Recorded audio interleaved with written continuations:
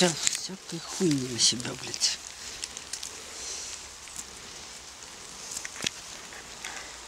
Ну что?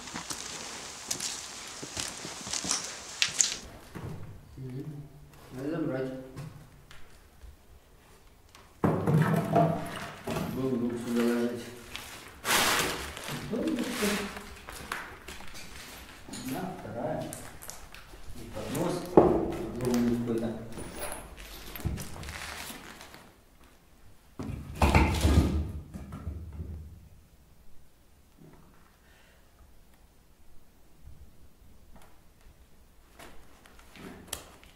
Ничего интересного.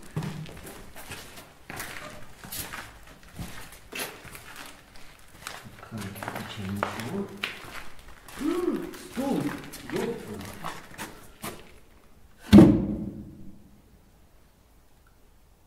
Ладно, потом приду заберу. Вам не помешает.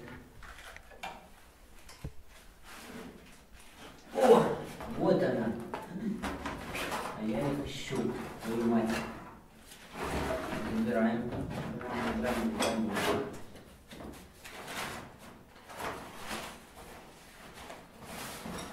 Пускай будет. Вот это забираем. Я так ищу папку такую, блядь, для романа, для своего. А папок таких уже в продаже нет.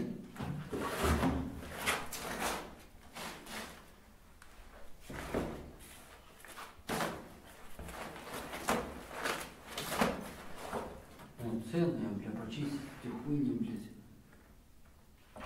И тюнки, папки, фарш. Ну ладно, корректором нормально. Где нету?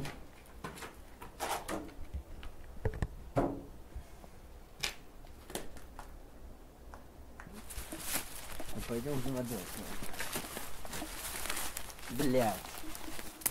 Все равно что самое.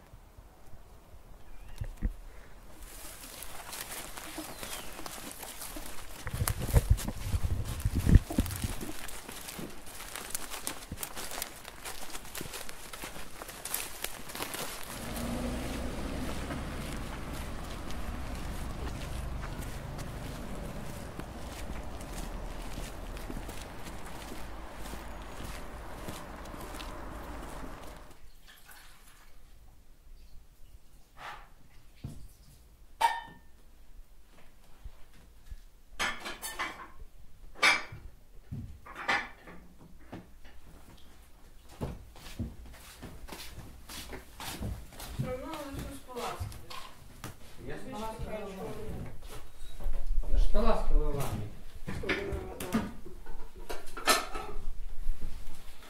Я сковородку не мочу. В принципе, ну так неплохо. Живем, спасибо Эльвире и людям, что нам тут обстановку, мебель полностью все принесли. И еду, и все. Уня. Все, что я помыла, немножко да, пополоснить. Слышишь? Все, что я помыла, досточки, все. Досточки не надо. Досточки хотя так, бы... кружки. Не, ну все равно Кружки, полосни. Хотя бы для гостей полосни. Ладно уж, ну так, абы как, ну. Доски не надо полоскать, они же стекают. Кружки, потому что Всё в них равно собираются у тарелки. у меня же это самое средство тут было насыпано. Ну так а доски зачем? Потому что на них резать будем, тоже сполоснуть надо. Не знаю, я доски не понимаю. Это ж доски. Ну какая разница, все равно для них средства остается. Да, ты собираешь его. Кружки, да, там собирается сверху, тарелки, да. А доски чем отличаются? Ничем. Доски, во-первых, ты ставишь боком. Мы же их не ставим. Они помимо того, что стекают, кружки, да, я сполосну, тарелки. Доски не надо полоскать. Угу, сладкоежка есть такое. Ой-ой-ой-ой. А кусочек?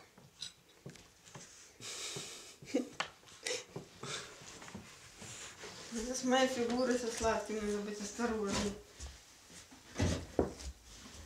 Он после родов 10 килограмм почти прибавил. Что стало? Гормонами тоже.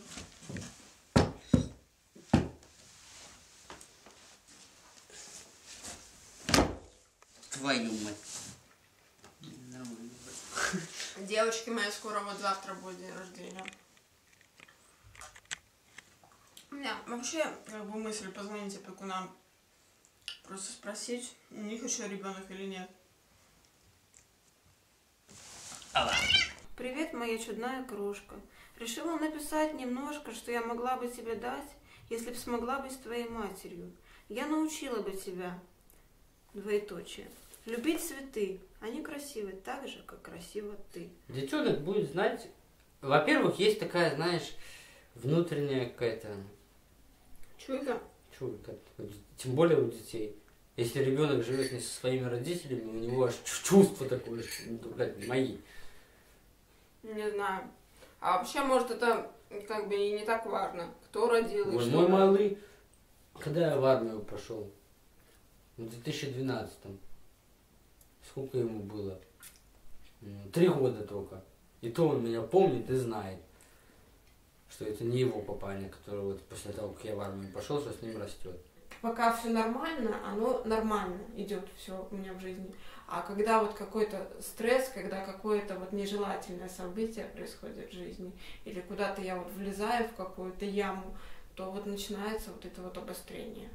Ну, это, наверное, по сути и все равно как бы шизофрения, хотя в подростковом возрасте, когда вот мне сразу поставили эту шизофрению, мне ее хотели снять вообще и списать все ну, вот на подростковые вот эти вот, на переходный возраст, короче говоря. Но тут вмешался Андрей и заявил Генке и Веронике, что они слишком много хотят от девчонки, которая еще совсем недавно была примерной доченькой своих родителей. А мать, не знаю, подписывала ли она какие-то бумаги, но она отказалась просто ребенка забирать. А отец вообще был не в курсе. Он знал, что я беременная, но этим вообще вопросом не интересовался, закрыл на него глаза. Даже вот было такое, что отец приехал с командировки, он нас с Володей застал, так сказать, чуть ли там не в интимный момент, и там вообще отец не понимал, говорит, что ты нашла в этом алкаше. Ну, сейчас я понимаю, что родители, в принципе, частично, даже большей частью они были правы, но я вот все-таки знаю, чего я в нем нашла. Я знаю, он не полюбит. Я знаю, он нас предаст. Больших чудес не бывает. Подонок и ловелас. В столовой тянет он пиво, толкает пламенная речь. Две жизни как одеяло, он вдруг посмеет рассечь. А в голове все никак не успокоится бред. Меня увозят спецрейсом, карета наших карет. Он бандит и самец, и больше ничто, и никогда ее не поймет. Ах, вот как, понимание тебе захотелось, усмехалась вторая ее половина. Сочувствие? Что ты хочешь от не слишком грамотного парня, когда тебя отец-то собственно не понимает? Хотя вроде бы умный человек, родной, тем более не просто отец. Он был недавно кем-то вроде лучшей подруги, лучшего друга. А потом, понимает он тебя, да? Меня родители вообще от Германа забрали вот, и просто на лето отправили в эту поездку. Я даже еще не знала, что вот я уже тогда поехала в эту поездку, я уже была беременна, я просто об этом не знала. Но рано или поздно снова возражала она себе. Дети с родителями расстаются, такой уж закон. Неважно, как они расстаются. Кто-то умирает, кто-то расходится, но с родителями всю жизнь прожить все равно никак не получится. А тут человек, который будет с тобой всю жизнь, так ведь? Ведь он ни с чем не посчитался, защищая тебя, и будет идти с тобой по жизни рука об руку всегда.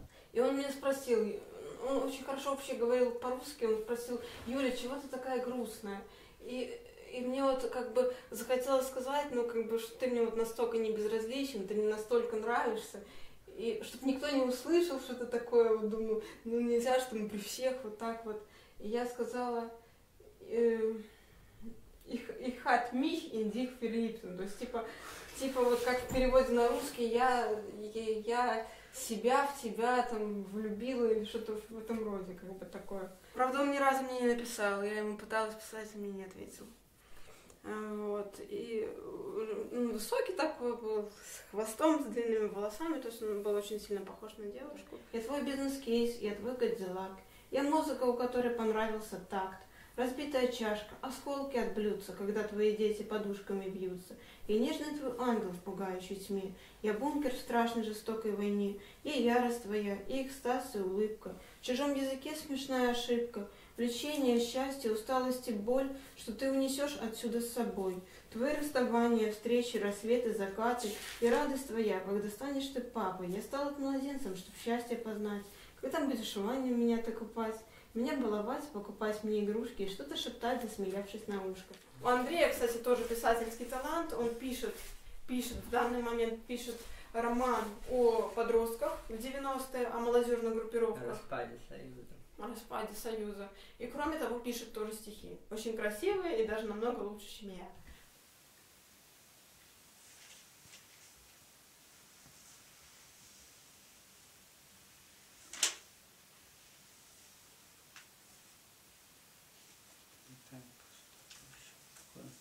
Интересно.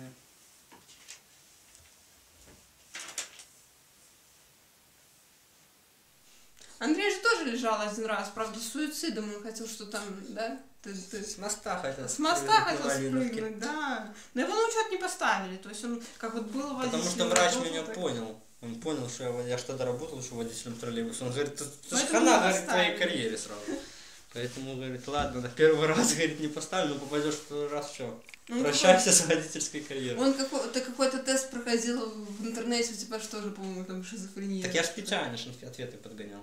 Да? Со своими какими-то сверстниками боишься общаться, потому что вот понимаешь, что у них там все хорошо, то есть, а у меня как-то вот все кувырком, все как-то несколько лет в дурдоме, и вот как я вот с ними вот буду общаться, спросят: Юля, ну как там ты в университете, как там, где ты работаешь, и что я скажу, вот, извините, дома сижу и задницу отращиваю. Ну как-то я боюсь просто не найти общие темы для разговора с людьми. Кто я и где в этом долбанном мире? Где-то на дне, шизой в эфире. Голову расколет чахоточный бред. В нем я не я, меня просто нет. Чем-то похож он на мир наркомана. Ты выпадаешь с реальности, для этого много не надо. Там я ребенок и жаркая муза. Там все легко. Вот Каруза, вот не помню. Ну, я написала словно в фильме Каруза. По-моему, Каруза — это художник. Ну, много же известных людей болело шизофренией. Даже вот Мерлин Монро. Потом кто это? Булгаков. Булгакову ставили, разве ему ставили? Достоевский, да. Булгакову поставили, когда он на морфии потел, ему поставили шизофрению. Достоевский, да. Ну конечно, у нее шизофрения, да. На консилиуме каком-нибудь врачебном сядут в круг и будут обсуждать. Что ж хотела все же эта женщина миру обозленному сказать. И мою историю болезни в пыльный с крысами архив сдадут. У меня одно лишь пожелание, чтобы мой заляпанный двухтомник прочитал далекий верный друг. Чтобы все они образовали дружеский читательский кружок. Чтобы я жила в ваших сердцах, самый главный жизненный шажок. Знаешь, как прикольно смотреть, как психи танцуют, веселятся, когда я играю, а все там поют, сидят, так как вороны. Особенно понаведут этих, которые, знаешь, ну, вообще, которые не вот такие вот. Прикольно так наблюдать. Ой. У нас везде в закрытых отделениях для женщин-шизофреников лежало. Тоже интересно. Ну, тоже с выводом отделения. Выводили что? Ну, выводили, но чаще всего... У нас тоже суицидальная закрытая была. У меня просто был свободный выход, мне врач подписал. Как всегда на холодной кухне, где темнее всего квартира, где любая свеча потухнет, я люблю тебя больше мира. Больше улиц с пустой дорогой и деревьев из окон дома. Даже больше стихов намного и всего, что мне здесь знакомо. Потому что нет в мире вещи с незнакомыми мне чертами. Я считаю бесчетность трещин, пролегающих между нами. Я останусь стоять на месте, горизонт раздирая взглядом. Кто захочет со мной быть вместе, никогда не сумеет рядом. Как всегда, на холодной кухне и с остывшим невкусным чаем, где включается свет и тухнет, отчего до сих пор не знаю, я сюда прихожу лишь ночью, чтобы снова откнуться в плечи и услышать, что очень-очень, и что это продлится вечно. Ну, мужчины меня часто воспринимали просто как объект для постели такой. Причем нормальные мужчины, то есть не инвалиды, ничего, но тоже с каким-то вот своим заскоком таким всем были. Часто, практически всегда вот попадались мужчины, увлеченные каким-то алкоголем, чем-то таким. Не наркоманы, но вот именно вот, которые любили, так сказать, принять на грудь немножко, там, не сказать, чтобы совсем уже алкаши, но такие. Хороший мужчина, вот до сих пор вот я вспоминаю о нем с очень глубоким таким чувством благодарности. Вот. Любовниками мы так как бы и не стали с ним, нормальными как бы Вот. Сексуальных отношений нормальных не получилось, то есть вот, у него были проблемы какие-то. И то есть алкоголизм тоже. Но он был очень душевным человеком, он обладал очень большим чувством юмора, он меня очень как бы так любил. Ой, Юленька, Юленька, он мне все время Юлечка, Юленька, котенок, то есть он у меня был старше намного, 20 лет, тоже в папике такие годился. Бывшему Володе посвятила. Вот он настолько был, ну как бы достаточно часто были такие ситуации, что вот, ну, несло меня, как говорится, в плане сексуальных каких-то отношений, то есть, что я ему изменяла и все. Я научился быть счастливым без тебя, и из осколков сам собрал себя и склеил. Ни шрама не осталось, ни рубца, я ожил, и я, кажется, поверил. Опять поверил я в биение сердец, опять увидел я, что люди улыбаются. Теперь я знаю, это не конец, уверен, что все только начинается. И что с того, что ты уже чужая? Я больше не ревную твое прошлое. Мой мир теперь наполнила другая, избавился от жизни перекошенной. Хорошо, что Андрей, вот как бы, я часто вспоминаю прошлых каких-то мужчин, и вот хорошо, что Андрей не настолько ревнивый, иначе я бы там, наверное, уже там была бы, не знаю, не живая, наверное, задушил бы с ревности. Научи меня любить всецело, не только тело отдавать себе. Позволь мне, женщиной, побыть и вне постели, быть в полной благодарности судьбе. Молю, побудь родной со мной, в болезни, слабости и старости моей. Дай мне забыть мои грехи и боль, все ты излечи лишь верностью своей. Люби ты дочь мою, считай ее родной, люби ее как кровь, как суть мою. Я буду счастлива и счастлива без меры. Последний миг я тебя благословил. И мое сердце чаще застучало, оно живое, слышишь, не разбилось. И боли нет, она угомонилась. Нет раны, что так долго заживала. Я не хочу желать тебе удачи, я не хочу желать тебе провала. Что заслужила, то держи на сдачу, а мне теперь плевать, пожалуй. Даже если человек вот полностью инвалид, там, это не означает, что у женщины нет материнских чувств. Даже если женщина там самая последняя, извините, там шваль какая-то, но у нее все равно остаются материнские чувства. И очень сильные. И, наверное, материнский инстинкт, он самый сильный. Он сильнее, там, чем сексуальный инстинкт, чем еще какой-то. Он самый сильный. Даже вот, если женщина когда-то оставляет ребенка, она никогда в жизни себя не может простить. Вот, допустим, ту же инспекторшу, вот, которая ребенка забрала, у меня очень какая-то вот, хотя я вот этого не выражала, у меня очень такая была, как-то вот даже боль, злоба, даже ревность материнская. Вот вы понимаете, вот я ни разу не видела своего ребенка, у меня была настолько была ревность. Меня кошмары потом мучили вот просто годами. И сейчас иногда мне дочка снится, я вот как-то, виню себя за то, что вот я сразу не наладила какой-то контакт, может, не выслушала этих людей, которые вот приехали, хотели, чтобы я отказную написала, я вот так вот резко встала из-за стола, сказала, что вот я не буду как бы соглашаться на ваши условия. А может, надо было как-то поговорить, объяснить эту ситуацию, но говорить о том, что у меня вот в семье, и о том, что как вот все это. Я думаю, они все-таки знали, что у меня вот как бы такие проблемы, что у меня шизофрения. Я просто не понимаю, почему они не боялись брать ребенка с такими проблемами, понимаете? И почему же так блещет улыбкой коварная темная ночь? Ведь я беззащитным младенцем в роддоме оставила дочь. Я знаю, это ошибка, но я надеюсь, поймешь, без дома мужа и флага не в силах тебя воспитать. Лежит приемная бумага, на ней глухая печать, значок, да более понятный. Ясно все на земле, кроме холодного ада, где пустынная душа.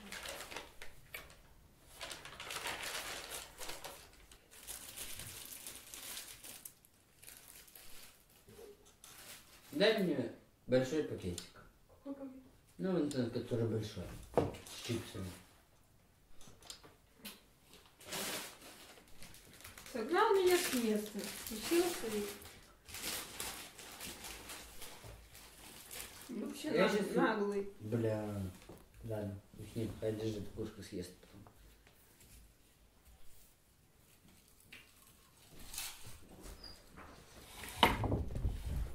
Моя! Яблонька от яблочка. Не знаю, я чернила не пью, не надо, Лиля. Причем тут чернила? Я вообще про алкоголь. Так я ж не пью каждый день. Все еще впереди. Охуеть. Я вчера, блядь, пахал целый день.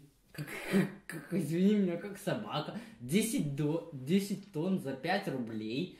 Я сначала 5 тонн сначала я загрузил. Потом 5 тонн этих же приехали, выгрузил. И ты мне говоришь, что я не имею права пить. Подожди, стоп. Сначала я так говорю. Я принес этих несчастных 2 литра пива. И из этих 2 литров я отпил вот столько и лег спать. И ты считаешь, что я алкоголик? Я даже двушку не осел, я даже пол-двушки не осел. Все Во, блядь, от двушки я отпил. Все и алкоголики спать лег. когда-то пьют по чуть-чуть. Ну и она по линии отца. Крестная мама — это жена родного брата моего батьки. Родного брата. И то про меня забыла, потому что мама умерла. Мама умерла, все, нету. Потому что она моего папу, она так сказала, что он алкаш. Хотя она жена его родного брата. Его родной брат просто не пьет. Родной. Он не пьет, она с ним живет. Она так сказала, твой папа алкаш, мы к вам больше не приедем.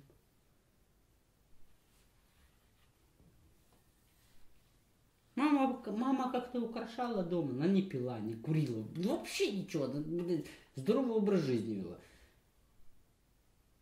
У меня это уже и крестная мама не пьет, нет, курит. Курит, да. Нет. Ну, кто сейчас не курит? Но все равно, ну ты прикинь, что с человеком общаться, когда он не пьет, ну, я не говорю совсем не пьет, а что общаться с человеком, который употребляет каждый день. Это две большие разницы. Поэтому мне крестная мама так сказала, мы к тебе больше не приедем, потому что твой папа алкаш. Ты знаешь, что у нас творилось на 40 дней, Юля? Я тебе словами не могу описать. К нам соседи пришли.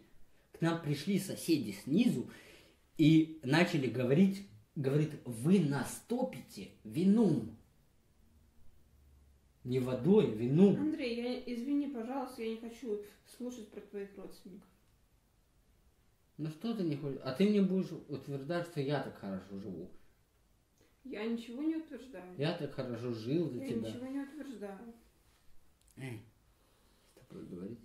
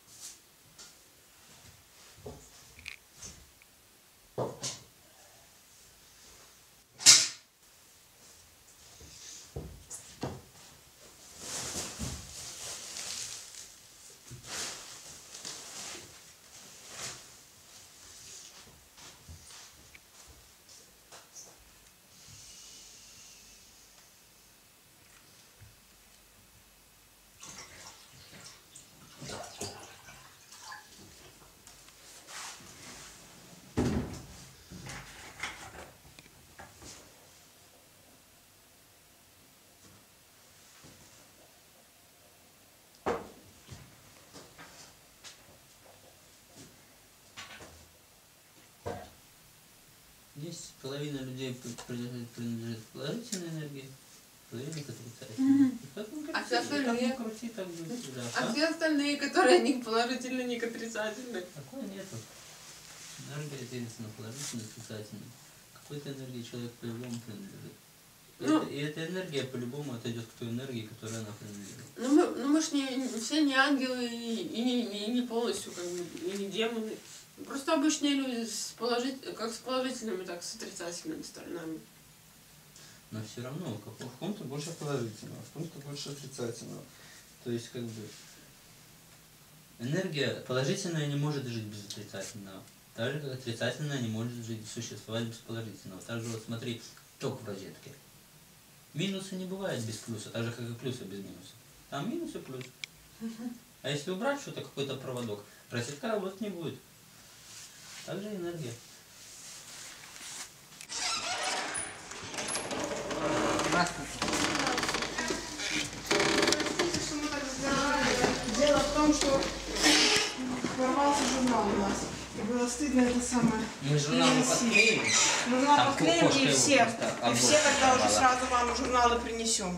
А какой журнал?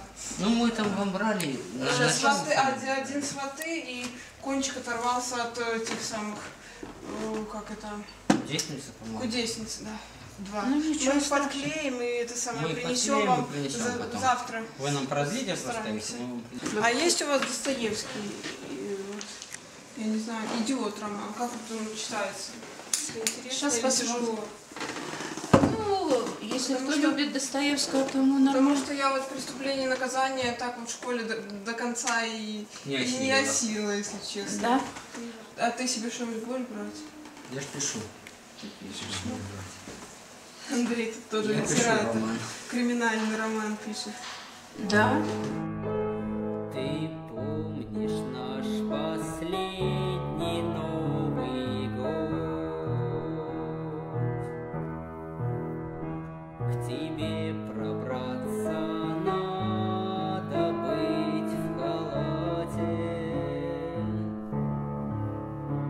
Как просидела 2 ночи напролет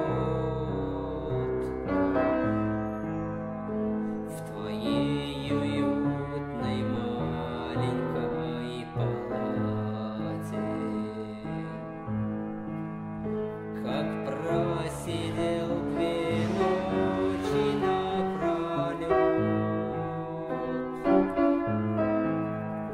в твоей уютной маленькой палате.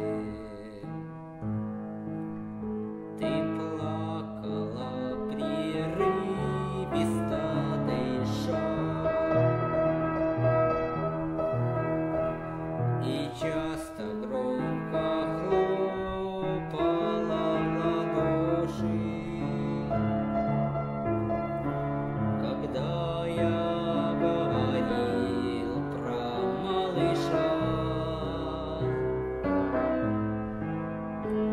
Какой у нас он милый и хороший. Когда я говорил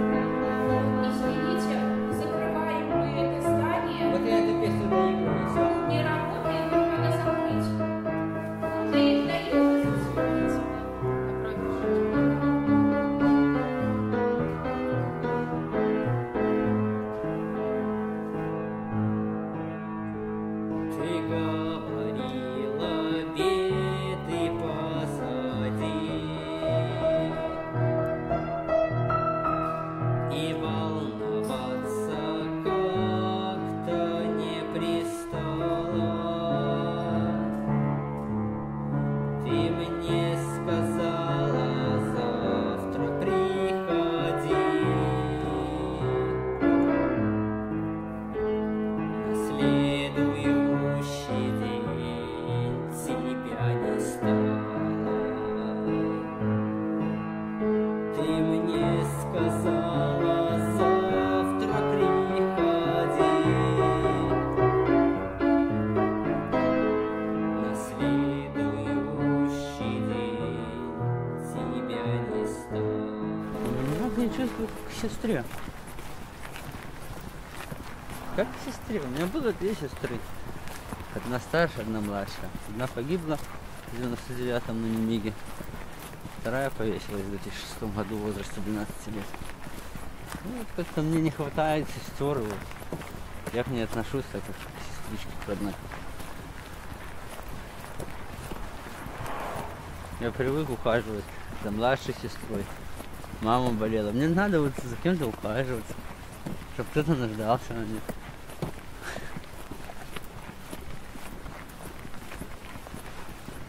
Мне, то есть, меня не напрягает ни постирать, ни убрать. Ну, то есть, меня мама всему этому с детства обучала. Всегда учила, что нельзя, чтобы груз быта лежал на женских плечах. Что надо совместно все делать. Ну, что? Ну, плюс, естественно, жалко ее. Это за жалость. Это не хорошее чувство, но все равно. Как бы сострадание какое-то. Ну вот. А так ей решать. Она уже тут несколько раз собиралась от меня уходить. Я, говорит, все, вещи собираю, ухожу. Я ее не держу, говорю, пожалуйста, я говорю, я тебя даже на вокзал провожу. А в Минске пускай тебя кто-нибудь встретит. Я говорю, на вокзал провожу, на поезд посажу, все положу. Я ж не держу. Потом передумала, говорит, не поеду.